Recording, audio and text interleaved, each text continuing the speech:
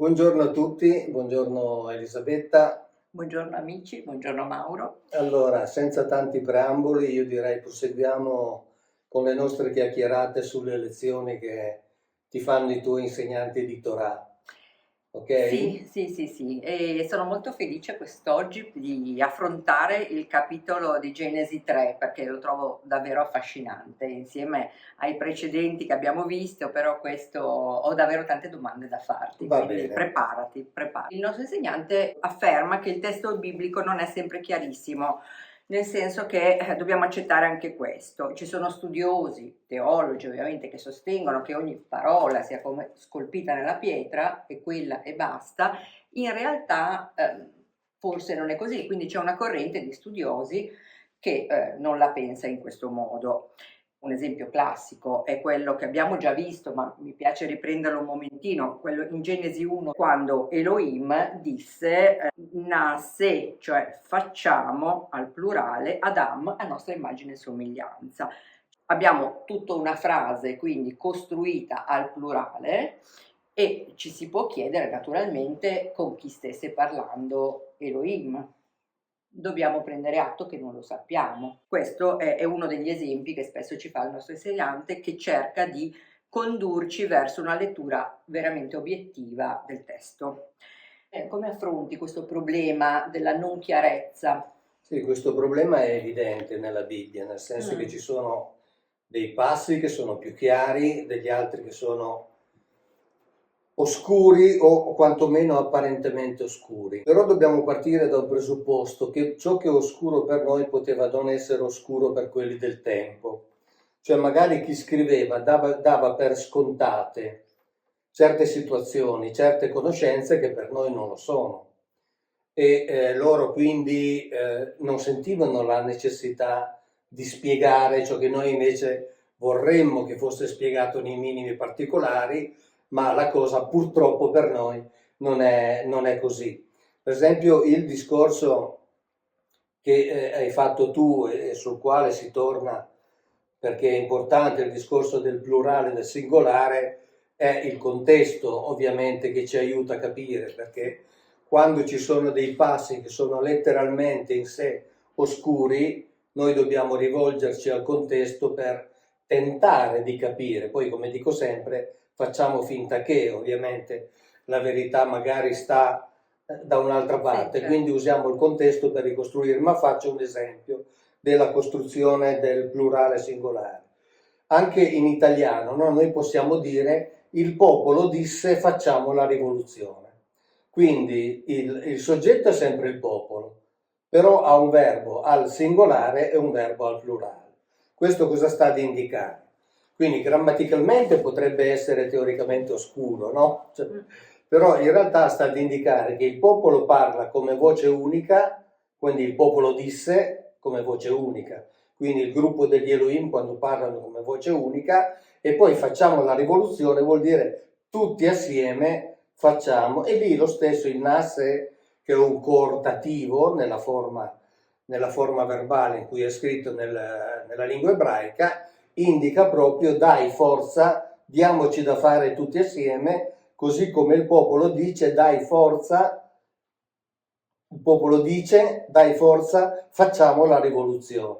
Quindi la cosa può essere spiegata così, insomma, ed è chiara ovviamente, e doveva necessariamente essere chiara per chi scriveva e per chi leggeva. Chiarissimo, ti ringrazio.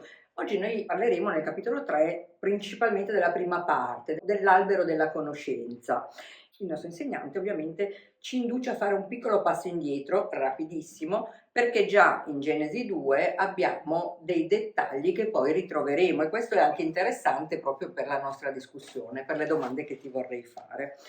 Abbiamo visto la formazione dell'umanità, Adam, la strutturazione del Gan Eden, ecco qui c'è la nostra amica che controlla se ho studiato. Esatto, Ecco, e soprattutto perché se mi sono preparato.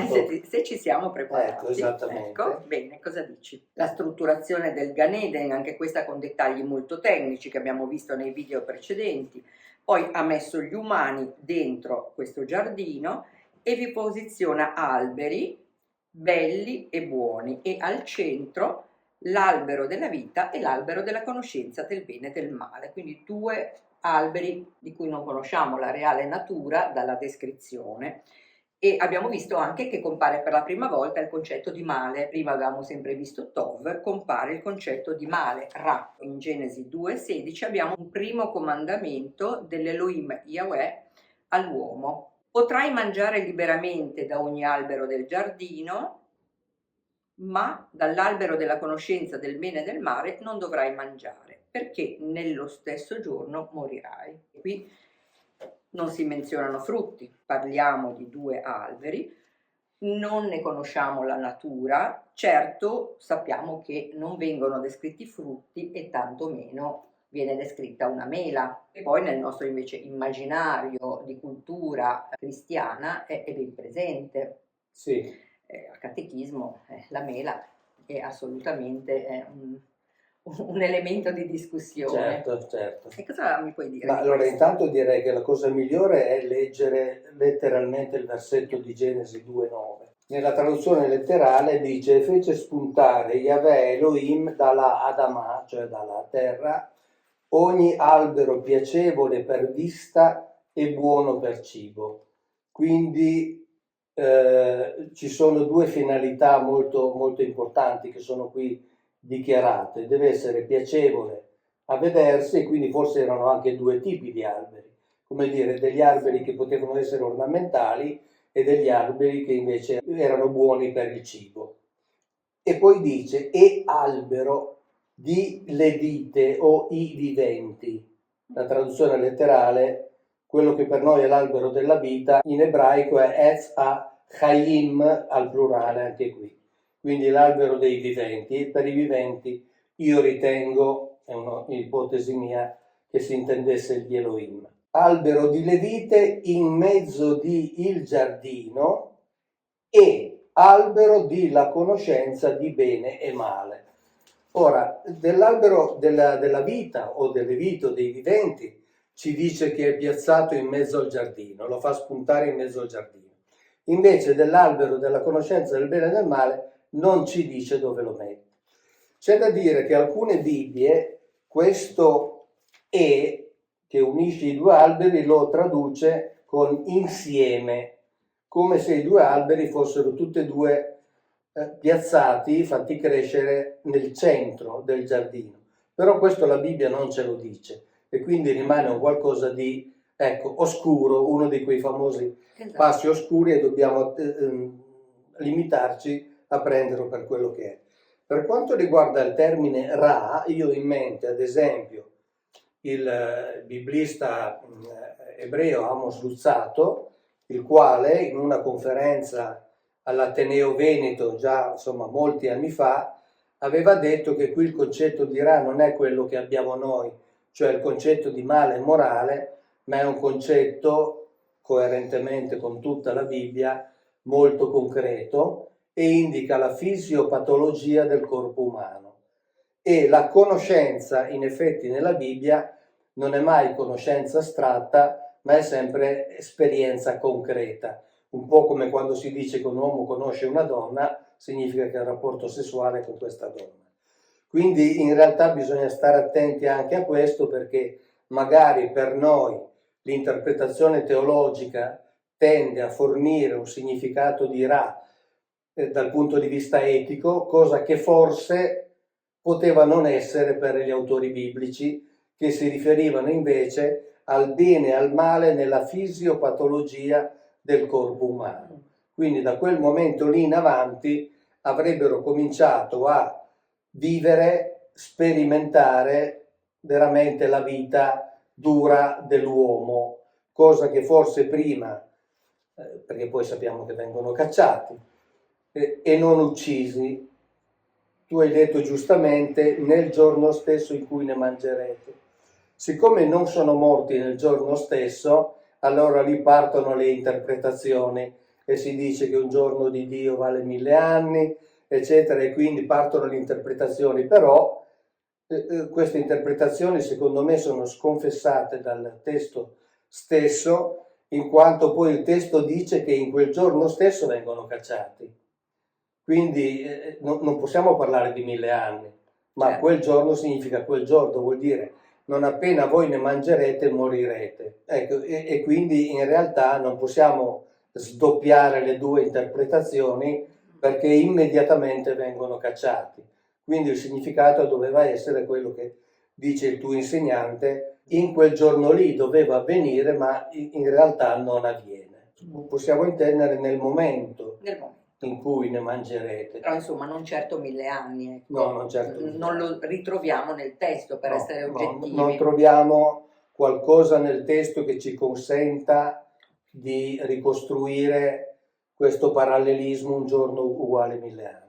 Procediamo ancora con due richiami prima di arrivare proprio al concetto dell'albero della conoscenza. Abbiamo visto in Genesi 2, 21-22 la formazione di Eva e anche qui abbiamo visto i dettagli molto tecnici, la descrizione di un intervento chirurgico in tutte le sue parti. Nel versetto 24 Adam si unirà con la sua donna, Davak Beishto, ed essi saranno una carne sola. Quindi molto preciso come concetto descritto qua, però mi sembra che poi nella descrizione biblica non venga poi così osservato. Assolutamente no, ma direi che non viene osservato neppure da Adamo ed Eva. Se noi prendiamo i racconti extra biblici, ci dicono che Adamo ed Eva sono stati separati per decine di anni e ciascuno dei due ha avuto decine di rapporti sessuali da cui hanno avuto dei figli. Rapporti sessuali con individui, anche qui diciamo appartenenti ad una categoria diversa da quella degli adamiti.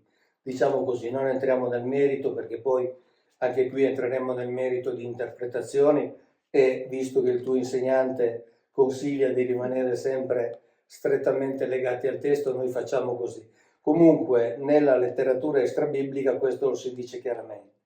Nella letteratura biblica abbiamo la poligamia, quindi abbiamo la palese violazione di questa indicazione, o forse questa indicazione aveva un altro significato, che magari era chiaro per chi scriveva e per chi leggeva, ma non chiaro per noi, perché noi per intendere una carne sola intendiamo monogamia, in realtà forse loro intendevano altro perché pensiamo che appunto la poligamia era la assoluta normalità per tutti i patriarchi della storia dell'ebraismo, anzi prima ancora che nascessero gli ebrei, quindi tutti i patriarchi prediluviani, che hanno sempre avuto molte mogli e molti figli e molte figlie. E quindi questa sarebbe la smentita di questo ordine, qualora questo ordine si riferisse alla monogamia. E tra l'altro c'è una parte dell'esegesi ebraica, ho letto spesso, che dice che avevano almeno 2 mogli, una per i figli e una per il piacere. E purtroppo, insomma, così era, quella per il piacere era quella che veniva trattata meglio. Quella che era per i figli era quella, come dire, che serviva solo per fare figli e veniva trattata peggio. Quindi questo sarebbe una smentita di questo ordine di, tra virgolette, Dio, qualora Dio avesse veramente avuto l'intenzione di dare l'ordine monogamico. Ecco, tutta la storia biblica è una smentita di questo ordine. Il racconto non coincide con questa, diciamo, che viene considerato quasi un comandamento, sì. Quindi una carne sola viene letto come un qualcosa di molto pratico, ma che forse non riusciamo neanche a capire. No, esattamente, anche perché nessuno viene punito per la poligamia, era l'assoluta normalità. D'altra parte voglio dire, quando i figli degli Elohim scendono sulla terra e si prendono le figlie dell'Adam, si dice ne presero quante ne vollero come loro compagne, quindi diciamo che la poligamia era praticata per prima proprio dai figli degli Elohim, cioè dagli Elohim stessi, insomma. Genesi 2:25, erano entrambi nudi e non se ne vergognavano, quindi vivevano liberamente la loro nudità, il naturale essere dell'umano. Sì, direi che Dio ci ha, tra virgolette, creati nudi. Dio certo non si scandalizzava a vederci nudi, quindi Dio non si dovrebbe scandalizzare nel vedere entrare delle chiese anche delle persone poco vestite, ecco, perché ci ha creati nudi. Quindi semmai questo è un problema dei sacerdoti, non certo un problema di Dio, che sa benissimo come siamo fatti nudi. Certo, diciamo che ci hanno complicato la vita abbastanza È i abbastanza, sacerdoti. sì. È un po' come se la nudità fosse una mancanza di rispetto verso Dio, ma Dio ci ha creato nudi. Adesso veniamo al dunque. Siamo in Genesi 3, 1 e finalmente arriva la star di questo capitolo, che è il serpente, Sì. Nahash. Ed è una figura davvero intrigante, questo si può dire. Ah, sicuramente. Certo. La prima descrizione che viene fatta nella Torah è Nahash, l'animale più sottile di ogni altro animale che Elohim Yahweh aveva fatto. Sì, per sottile si intende astuto, Quindi, sottile mentalmente. perché in King James, nella versione King James viene tradotto sottile, subtle, abbiamo questo termine arum che possiamo definire quindi un aggettivo che esprime Sì, anche astuzia. e infatti lo vediamo proprio dalle prime parole che esprime. Allora, ed egli disse alla donna, ha detto Elohim che non dovete mangiare da ogni albero del giardino? E qui il nostro insegnante naturalmente ci fa notare alcuni punti. Il primo, appunto, questo concetto di sottile che abbiamo già detto, abbiamo già espresso, quindi arum, accorto, ma soprattutto lo aveva fatto Elohim, quindi una creatura voluta da Elohim. Questo viene rimarcato più volte. 2. Abbiamo un serpente che parla. Il nostro insegnante dice: ma voi avete mai sentito un serpente, anche un cane, un gatto, insomma un animale che parla il nostro linguaggio in maniera così evidente? Mi sembra di no. E poi appunto come esprime la finezza e la raffinatezza del suo pensiero e come si introduce, si insinua in effetti a dialogare con questa donna prendendola un po' alla lontana. Io lo trovo anche molto... Sì, una sorta di corteggiamento. Un corteggiamento alla raffinato, sì, raffinato, la prende un po' alla larga, quindi non so, mi trovo anche raffinata questa parte del testo. Certo, certo. E in effetti, ecco, questo è uno degli aspetti a cui mi riferivo prima. Forse è oscuro per noi, ma non era oscuro per chi scriveva e per chi leggeva. Nel senso che se Nakash, cioè il serpente, significa anche qualcuno che ha delle conoscenze profonde, e se questo Nakash era un prodotto degli Elohim, era un Elohim probabilmente lui stesso, un Elohim rivale di quelli che comandavano nel Gan in Eden. E quindi, e tra l'altro l'esegese ebraica dice anche, l'ho letto nelle edizioni Mamash, che in origine questo serpente aveva gli arti, quindi in realtà era un individuo pienamente fatto. E quindi possiamo pensare effettivamente, però qui siamo nel campo dell'ipotesi e bisogna correttamente dirlo, altrimenti lasciamo la Bibbia oscura per com'è e non facciamo considerazioni, ma in una chiacchierata, consapevoli di non avere la verità, possiamo fare delle ipotesi. Quindi questo era un Elohim che era in contrasto con gli Elohim che governavano nel Gan Eden e ha, con la sua astuzia, diciamo così, giocato loro uno scherzo.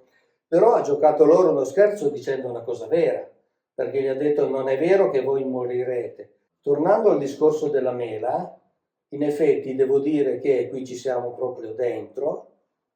Quando il serpente parla e parla del frutto, la mela non c'è, nel modo più assoluto. La mela compare nella Bibbia successivamente, quando la Bibbia viene tradotta in latino. Malum significa in latino sia il male, sia l'albero delle mele. E quindi la tradizione ha fatto che unire i due concetti e lì è comparsa la mela, ma la mela non c'è nella Bibbia. Certo, qui si parla genericamente di frutti. Sì, quindi mi spiace anche un po' per coloro che dicono che all'origine erano vegetariani e si cibavano soprattutto di mele, pensando che nella Bibbia ci sia la mela, ma la mela non c'è. Non è mai descritta, quindi. Sì, è stato un abbinamento nella traduzione malum, siccome malum ha due significati, i due significati sono stati uniti e quindi di lì è venuto fuori il concetto di mela, ma nella Bibbia non c'è. E quindi a questa domanda sinuosa, possiamo dire, ma ho sentito dire che non potete mangiare i frutti degli alberi del giardino. La donna ci casca, appunto, forse vuole cascarci, e dice: possiamo mangiare i frutti degli alberi del giardino, ma dei frutti dell'albero che è in mezzo al giardino Elohim ha detto che non dobbiamo né mangiare né toccare, altrimenti moriremo. E quindi viene qua ripreso il concetto che abbiamo visto in Genesi 2, morirete.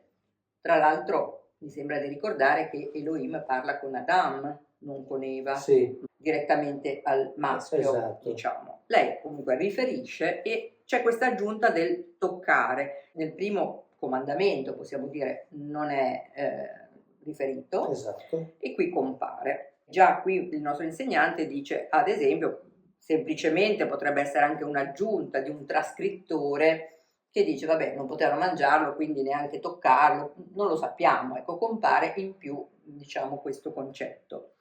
Ma di nuovo parliamo di alberi, perché si parla solo di albero in mezzo, l'albero che è in mezzo al GAN. E quindi ti chiedo se puoi darci qualche indicazione. Sì, in effetti qui comincia quella che è una delle confusioni del passo biblico, perché leggendo la traduzione letterale si dice: il serpente era astuto più di ogni vivente del campo che aveva fatto Yahweh Elohim, e disse alla donna: davvero che disse Elohim, non mangerete da ogni albero del giardino? Cioè lui fa una domanda, il che vuol dire, come dice il tuo insegnante, che evidentemente aveva sentito che era stato dato questo ordine, l'aveva sentito dire, l'aveva sentito dare, e quindi chiede una conferma alla donna. E disse la donna al serpente: da frutto di albero del giardino mangeremo, ma da frutto di lo albero che in mezzo del giardino, disse Elohim, non mangerete da esso e non toccherete esso, se no morirete. Quindi Eva fa in effetti questa aggiunta. Ma qui c'è la confusione, perché prima abbiamo letto che nel mezzo del giardino viene piantato l'albero della vita, Etz Achaim, l'albero dei viventi, non l'albero della conoscenza del bene e del male. Chi è che ha fatto la confusione? Eva, l'autore, i trascrittori, però dobbiamo prendere atto che c'è una confusione ed è persino difficile spiegarla, quindi non dobbiamo neanche tentare di spiegarla, anche perché devo dire, se io fossi stato Adamo ed Eva, insomma, al tempo avrei magari prima mangiato dall'albero della vita che non dall'albero della conoscenza del bene e del male, cioè prima mi garantisco una vita lunga e poi in questa vita lunga mi dedicherò alla conoscenza del bene e del male. E qui sembrerebbe così, però rimane la domanda aperta. Chi ha fatto questa confusione? Non lo sappiamo e la accettiamo come tale. Finisco solo e siccome Eva dice se no morirete, e disse il serpente, cioè il Nachash, alla donna: non morire, non morirete. Cioè letteralmente proprio c'è questa enfasi che usa l'ebraico con far precedere l'infinito al verbo proprio per caricare di significato l'espressione. Quindi state tranquilli che non morirete, e difatti non muoiono. Poi se si vuol dire che diventano mortali, questa è un'aggiunta. È un'aggiunta anche perché anche qui di nuovo l'esegese ebraica, che rimane molto vicina al testo, dice: la morte di Adamo era la sua condizione naturale, cioè essendo fatto di carne, sangue e ossa, non poteva che morire, non è nato immortale. La minaccia era: se toccate quell'albero, se vi avvicinate a quell'albero vi uccidiamo, cioè morite in quel giorno lì, morite all'istante, cosa che invece in realtà non avviene, e quindi il serpente ha ragione. D'altra parte non dobbiamo dimenticare che nell'antichità il serpente era un simbolo positivo, indicava positività, indicava la vita, indicava la conoscenza. È rimasto ancora nel segno dei farmacisti, dei medici, eccetera, come simbolo di conoscenza. Solo successivamente, collegandolo a questa cosiddetta tentazione di Eva ha assunto una valenza negativa. In effetti appunto il serpente, siamo in Genesi 3, 4 e 5, fa delle affermazioni importanti. Come tu hai già detto, dice non morirete, in questa costruzione particolare che possiamo anche tradurre certamente, di certo non morirete. Di certo non morirete. Un'affermazione rafforzata. È proprio l'affermazione classica, cioè sì, la forma grammaticale classica dell'ebraico, rafforzare con l'infinito il verbo. Il non secondo va messo fra parentesi, ma per enfatizzare. Molto interessante questa parte. E ancora aggiunge, Elohim sa che se mangerete i vostri occhi saranno aperti e voi sarete come dei. E voi sarete come dei. Quindi Elohim nella versione King James viene tradotta come gods, conoscenti il bene e il male. Quindi siamo di nuovo qua. Conoscenti, scusa, io ormai sono un pochino condizionata dalla traduzione letterale che trovo davvero affascinante. Conoscerete il bene e il male, ma abbiamo il verbo iodee, che è un participio attivo. Allora leggiamo la traduzione letterale. Assolutamente, sì, grazie. Siamo in Genesi 3, versetto 5. Infatti, conoscente Elohim, cioè sa l'Elohim, che in giorno di mangiare voi da esso, cioè da quell'albero che abbiamo stabilito non sapere qual è in questo momento perché c'è una confusione, allora si apriranno occhi vostri e sarete come Elohim. Qui giustamente quando io lavoravo per l'edizione di San Paolo, Elohim rimaneva Elohim, come secondo me è giusto che sia. Come Elohim, conoscenti di bene e male. Quindi sarete come dei. Se Elohim significa Dio, sarete come Dio. E difatti poi questa frase viene ripetuta quando poi vengono cacciati, ma ci torneremo sopra. Quindi in realtà, come dire, avrete accesso a tutte le esperienze a cui hanno accesso gli Elohim. E certo è una bella tentazione, io capisco la donna. Secondo me ha fatto bene. Proviamoci Sì, allora. sì, secondo me ha fatto bene, io approvo Eva. Grazie.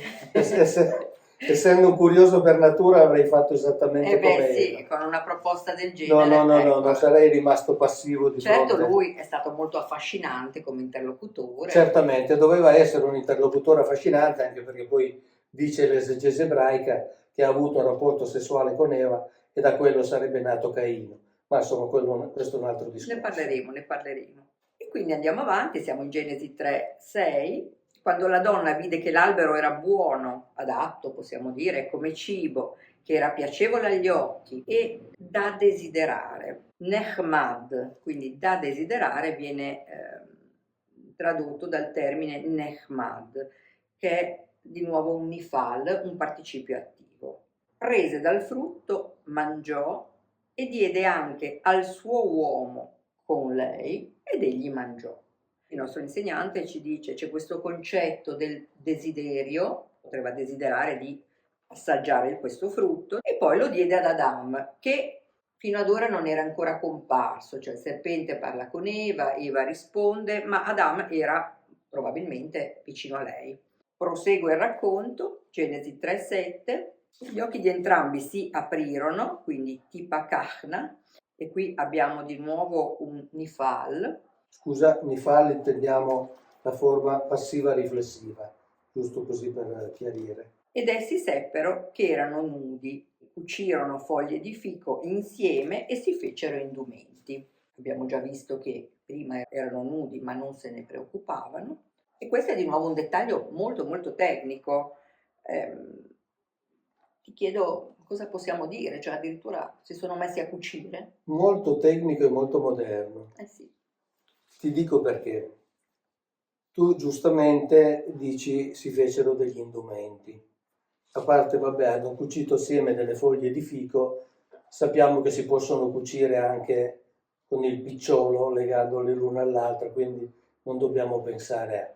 Ma la cosa interessante è questa, leggiamolo direttamente, e si aprirono occhi di entrambi e seppero che nudi essi. e cucirono insieme foglia di fico e fecero per sé cinture. Cioè il termine tecnico indica cinture. Addirittura nel dizionario biblico della Società Biblica Britannica questo termine viene tradotto con perizoma, quindi un termine molto moderno. Quindi si sono coperti gli organi sessuali. Non si sentivano nudi in tutto il corpo, hanno coperto gli organi sessuali. Quindi vuol dire che ciò che hanno fatto prima era, secondo me, in stretta relazione con la sessualità, perché non hanno coperto altro. Hanno usato un perizoma, lo dice il dizionario della Società Biblica Britannica.